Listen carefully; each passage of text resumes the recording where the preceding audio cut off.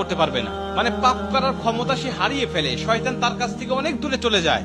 নবীজি বলছেন, যদি কোনো ব্যক্তি এই দোয়াটা মাত্র একবার পাঠ করে, যেদিন সে পাঠ করবে ওই দিন শয়তান চিৎকার করে কাঁদতে থাকে, চিৎকার করে আওয়াজ দিয়ে বলতে থাকে যে আজকে সারাদিন তুই আমার ওয়াসওয়াসা থেকে মুক্ত হয়ে গেলি, আমি ইচ্ছা করেও আজকে তোকে আর ধোঁকা দিতে পারবো না, তুই আজকে আর কোনো পথভ্রষ্টের কাজ করতে পারবি না, তুই সেটা আমার কাছ থেকে মুক্ত হয়ে গেলি। এই দোয়াটার এতটাই পাওয়ার, এতটাই ক্ষমতা আল্লাহ পাক দিয়ে দিয়েছেন।